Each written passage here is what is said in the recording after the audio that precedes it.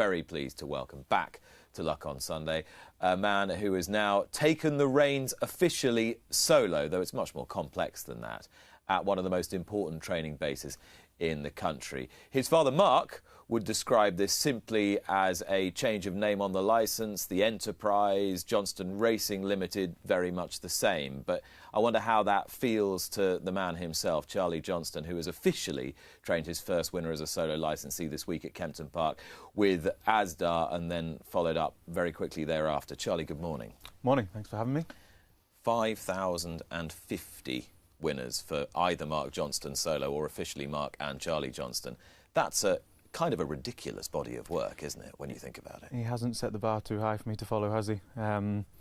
Yeah, a phenomenal number, and I think the consistency with which winners have been produced from Kingsley Park now for the last 25 years, you know, that's what I'm now going to have to continue for time to come. How do you feel? I don't, you know, I didn't get up on the 1st of January and think everything's changed. You know, what a new responsibility, big shoes to fill. You know, I think Dad's been quite keen to press that what's happening at home, the day-to-day running of Kingsley Park is not going to change. We're still going to do very much the same roles that we did last year, but now's the time for me to step up front of house on the track, to be the licence holder, the face of the business, and you know, to try and drive forward, attract new owners, and you know, keep the standards that we've set ourselves for the last 30 years, maintain them, and albeit it'll be very difficult to, but try my best to improve them as well. It's probably the easiest question to answer and the hardest question to answer this in many ways, given such close proximity to it and given the fact that he's your father. How has he done this? Yeah, I think, as I said to you earlier in the week... How have they done this, I should say? Yeah, your dad and exactly, Mark. yeah, for sure. And Mum's been a huge part of it all the way through. I think a support mechanism that, you know, he would have struggled to achieve what he has without her. I think it takes a very unique individual to have the mindset, the self-belief, the determination and the drive to take it from where it began to where it is now. I think no one would, and I think Dad would have had the ambition for it to become as big as it is, and everyone along the way would have said, well, you're mad, it's just not achievable, but he had the self-belief that he could create it and he would create it, and he has. There are other people now, and there are other operations globally that have systems a bit like yours now. But when he started putting his systems in place, there was really nobody like that. So do you think even from the late 80s, when he was starting to conceive of being a trainer and doing it properly, that he had something like you've got today in mind, even back then? I'm not sure. I think he's always been someone that wanted to push boundaries and to do things differently. I remember when he first went to Midland, no horses ever went out on a Sunday, and that was just how things were done. And he said, well, that's madness. That's a seventh of my time I can be exercising horses that we're wasting. So horses go out on Sunday. We had horses exercised on Christmas Day. We go out 365 days a year without fail. I think the business elements of it, which people like to sort of hang on to, that probably came from Brian Palmer originally, his business partner, who put a lot of things in place behind the scenes that maybe a lot of training yards wouldn't have done at the time. Things like, you know, monthly management accounts, quarterly board meetings, and making sure that side of the business was always carefully managed and watched as closely as the front of house training of the horses. And you know, it probably came through that board of advisors at the board meetings that when Dad's in 2004, 2005 felt, I'm not enjoying this anymore, I don't really want to do it anymore, that they said, well, we need to put systems in place that allow you to enjoy it and allow it to continue to expand and flourish, and thankfully it has done. It's a clarity of thought you rarely see in many people, that very, very clear-headed approach. As you were saying, it sounds very simple. Why don't horses work on a Sunday? Yet nobody else had ever thought of it. Do you think you share that clarity of thought and purpose? Have you inherited it? Yeah, I think it's interesting. In some ways, some of it will be what's inherently in you, and part of it will be environmental. And I think, as Dad always, there's one line that often gets brought back up, and he says, "There's nothing makes you train winners like an overdraft," and that's where they were in 1990. The pressures were very different. My pressures are going to be that anything less than 180 winners in my first year will seem like a bad year. So we're approaching things from different ends of the scale, but do I have the same determination and self-belief that I can achieve the targets that we're setting ourselves? Yes, I think I do. Your bio, with Johnston Racing since birth. Was there ever any doubt in your mind that you wouldn't remain with Johnston Racing?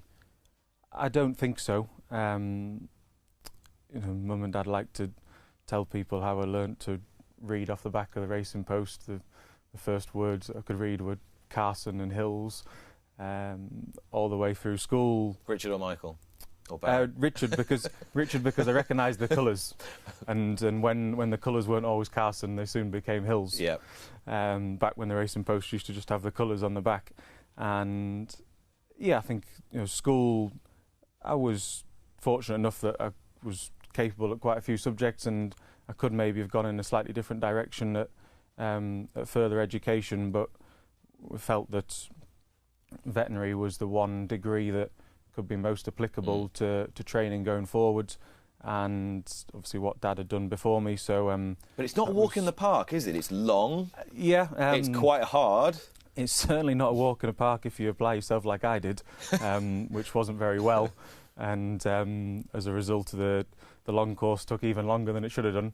But I got through it, and yeah, I think it's certainly a string to my bow. It's a unique selling point that the vast majority of my competitors won't have, and I think it's on a daily basis. It's of use to me for sure.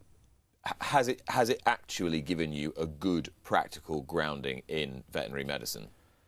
I think it gives you a theoretical way of thinking that is very useful, a problem-solving way of thinking of how to approach things on a day-to-day basis, and most importantly, we have 2 full-time vets at home on top of Dad and myself, and we do all that work in-house, and to have the understanding of what I'm being told from John and Fernanda, that puts me at a huge advantage, that I can process what they're telling me, I can have an opinion on what they're telling me, and I don't just have to take it as gospel and go with it. And you can speak their language. Yeah, exactly, and I do. I think it was the one degree that could be applicable on a daily basis, and albeit I might not have seen or felt it at the time, I'm glad I went through it now.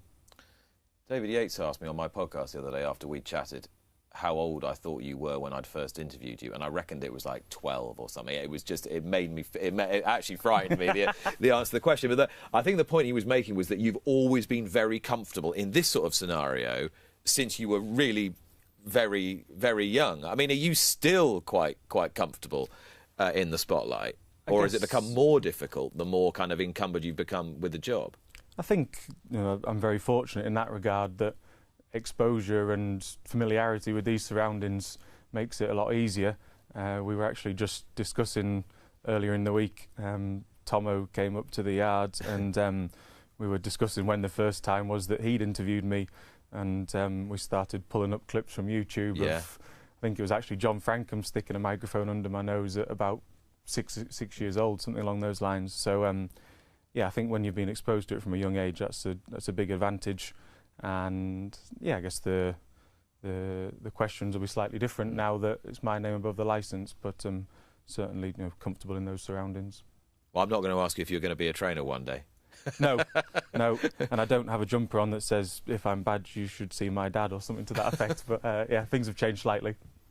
When you started working more full-time, cheek by jowl, with your own family, was it a difficult adjustment to make when you became a fully fledged adult professional working with your dad and your mum to an extent? How did you find that? I think there's a great phrase, isn't there? You should never work with animals or family. So I've shot myself in both feet there. I I guess there's the difficulty with it is that we're in an industry that doesn't allow you to switch off a huge amount anyway. Yeah. And then when I first started working back at home, I was living at home as well, and there was no real divide between work life and family life. There was just work life, and that is a bit of what comes with the territory with racing. It is very much a vocation rather than a job. I think it's probably slightly better now that I don't live at home, but at the same time, do we talk about much other than racing and work? No. And will that change? I doubt it. I think that's just all how I've been brought up and how we're all programmed in that we're working 24/7 really. That said, and I've seen it for myself, there are many more dimensions to your dad than just being a man focused on training winners. He has significant other interests, cars and planes to name but two, but music and all sorts of other things. Do you think you will be able to incorporate enough in your life to keep you sane? I hope so. I think those things will have to take a bit of a back burner or sit on the back burner in the immediate future, because albeit, as we say, not a huge amount has changed, there will still be an added importance on the next 18 months or so. There will be more scrutiny on the results this year coming than possibly there have been for quite a few years. Am I slightly frustrated that I wasn't playing rugby yesterday because I was at Kempton? Yeah, but that comes with the territory. Rugby is probably my only release that I sort of still have from work, and I do try and play as regularly as I can through the winter. It is a great way to switch off, because the lads there, they wouldn't know whether you've trained a selling winner at Southall or you've just trained a Group 1 winner. Who are you playing for now? Play for Wensleydale, my local club that I've played for since I was 5 years old. And yeah, training is less regular than I would like, and playing is a bit less regular than I would like, but it is, as you say, when you do need a time to switch off and release and to keep yourself sane, then that's how I manage it. And is it something that if you'd really pursued it hard, how far could you have gone, do you think, as a rugby player? I'm not sure. I guess through my late teen, early 20s, half the issue was that I was trying to point and play rugby.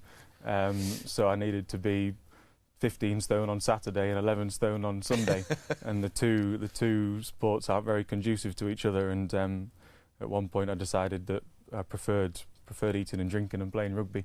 It's probably a bit less dangerous than point to point as well. Not much less. Yeah, but not much less. No, they both come with their health warnings. But no, it's something I've always played all the way through school and university, and we play to a decent level, and it's good fun, that's for sure. In terms of your key priorities right now, if we park the succession for a moment and concentrate on you as effectively the CEO of this business, if you want to look at it like that, what are your key priorities in the short term? Well, I think it's well documented that we are very target driven, and every year we set targets individually for the yards within Johnston Racing. We have 7 sort of smaller yards within the yard as a whole, and all of them will be set individual targets for winners, runners, prize money, stakes winners, and that's a process that we go through January. So how do you set those targets? How do you determine what the target is? You look at horse numbers, you look at previous year's results, you look at what, and there's an element of what you want. What standard are you going to set yourselves? For a minimum, the absolute bare minimum will be more than last year. So every target that was achieved last year, well, let's start by adding to that. So straight away, we had 179 winners in 2022. It's probably a slightly ambitious leap, but the target numerically will be 200, with at least one Group 1 winner in there. And then we target the big summer festivals. Ascot, Goodwood are very important to us. What's the effect, do you think, of setting precise numerical targets? What effect does it have on the whole business? I think it focuses the mind, hopefully. We have target sheets on the wall in the individual yards. We sit down at our weekly Friday managers meeting. We look at results for the previous 2 weeks. We look at where we are month to date, year to date. Are we on track with the targets? So does it make us have more winners? It's hard to say there's something quantifiable that will improve the end result, but at the same time it makes you be self-critical, makes you reflect regularly, are we achieving what we set out to achieve, and make sure that in the event that you aren't, that you look very closely if there's a reason why. In terms of what you can offer as Charlie Johnston, as distinct from other trainers in your peer group, what do you think it is? I think, as we've touched on, the veterinary degree is a unique selling point that none of my peers that I know of have, and I'm in a very fortunate position where I have the experience of someone that's trained 5,000 winners to call upon, and yet I have my own. Quite handy, that, isn't it? Yes, exactly. Yeah. That's a fair crux to fall back on. Combined with my own youth, drive, ideas, and probably the biggest advantage of all I have is what Mum and Dad have created at Kingsley Park. They've put together a facility there that is unrivaled in Britain and Ireland, and that's the bit that we shouldn't ever become complacent of. It's good when new owners come to the yard, and it's when they really hit it home to you how phenomenal. I think, as someone actually said to me yesterday, it's like the Grantley Hall of racing establishments in the north, and yeah, it's a fantastic facility that that's what Dad's vision has put together. It sounds like you almost have to kick yourself to keep appreciating it. For sure, because when you call it your workplace every day, you can become a bit complacent to what you're so fortunate to have all around you. It's funny, I think about, if someone said to me, would you set up training in Newmarket tomorrow, I'm not sure I could handle it. The having to share gallops, and we're so fortunate we do what we want when we want. We start when we want, we gallop when we want. You're completely a master of your own destiny when you have your own facilities, and I think that's a huge advantage for us, and I hope it's an advantage for the horses as well to be trained in that environment. It sort of sounds obvious, but maybe it's not, because I suppose if you're born into it, you think maybe, as you say, you always thought you were going to do that. But unless your experience as a child was a fairly satisfying one, a fairly happy one, seeing all this around you, you wouldn't be doing this, would you? Or would you? I'm not sure. There probably is an element that once I'd followed the path so far, it was going to be hard to turn around and go back. And once I'd sort of committed to certainly going down that route at university, I guess it's a great thing to have to fall back on, but at the same time, when we've had the discussions in the board meetings over the last couple of years, when we're going to the joint licence, when we're going to the sole licence, the question often gets raised: is this what you really want to do? Yes.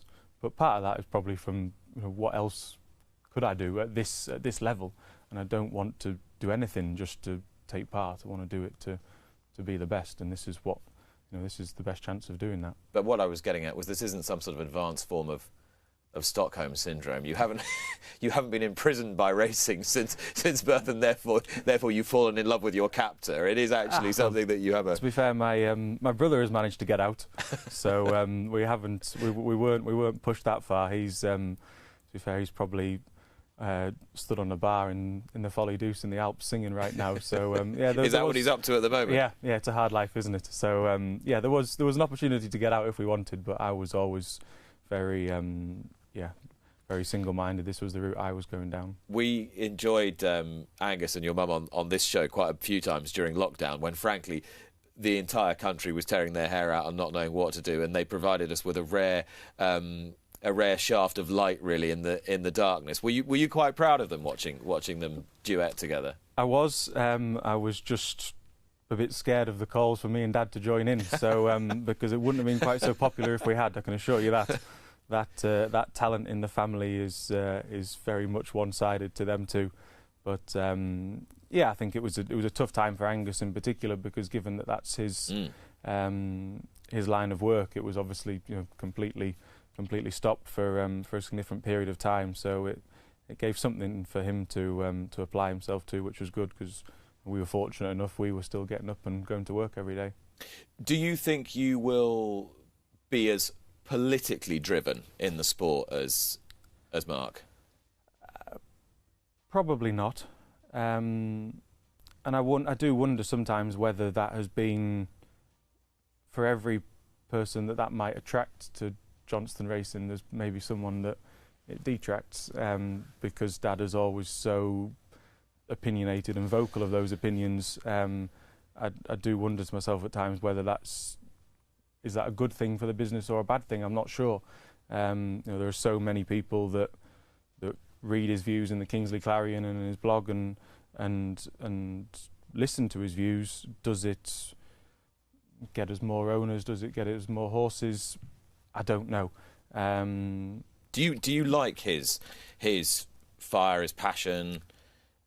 Yeah, I think his commitment in that way. His fire and his passion is a huge amount of what makes him him, and that therefore must be a huge part of what makes him successful.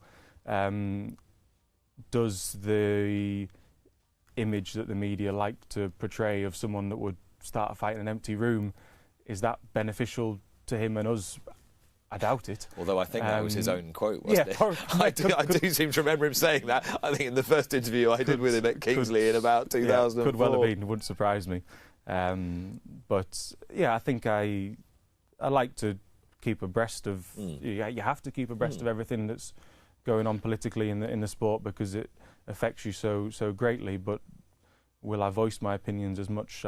Well, certainly not in the short term. I'll have plenty else to focus upon. Don't you think it's important that he's engaged like that? Because I think it's encouraged others to do so, and it drives the sport forward if there's a positive creative tension.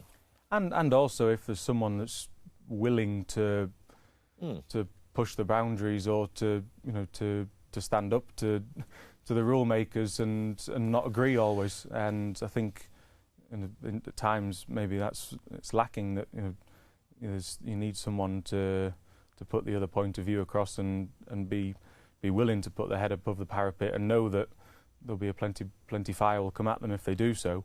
I think it's got to be helpful for change going forward, if there's always someone willing to say the things that aren't going to be as easy to be said. And when somebody's trained, as you said, 5,050 winners, clearly, as you said, you're goal-orientated. It's the way you do things. You have the numbers, you can set those targets. But you've also said, I can bring something a little different, my youth, my fresh approach.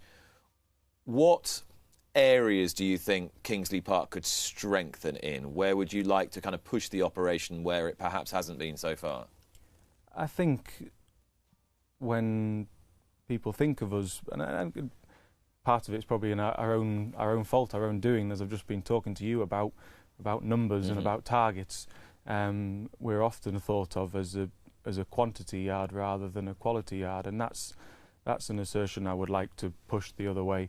We're very fortunate to train for a lot of good owners and have a lot of good horses, but you always want to compete more at the upper level, to have more horses to go to Ascot, to run in Group 1s, and to have greater strength and depth within the squad, and not just be known for numerically always being the best. We want to have the best quality as well. So I think that's an area that the stable can improve on, and hopefully we will do in the years to come. But presumably not at the expense of your core offering, which is winners and a lot of them. Yeah, but I think that is only because we've always built around the belief that winners are what people want. Owners might... You're not wrong. Owners might... You're not wrong. Yeah, but it's amazing how owners might say to you, I would rather finish second and get 10 grand prize money than win a lesser race and get 6 grand prize They're money. lying. They're lying. It is all about winners, and we know, we have quite a unique business model when it comes to the sales. We take a huge amount of risk, buy a large number of horses on spec, but we do that based upon how many winners have we had this year. We know if we've had 180, 200 winners, we can afford to be aggressive at the sales, buy more yearlings, because people will reinvest. You need the winners to keep the owners coming back for more. So you know when to attack and you know when to defend. Yeah, for sure. Yeah, although we always try and attack. Well, when you've had over 100 winners for 29 consecutive seasons, you're attacking most of the time, aren't you? Exactly. Yeah, but just how much venom with. Okay. Well, for the moment, Charlie Johnston, thank you very much. Thank you. Watch live racing now on racingtv.com.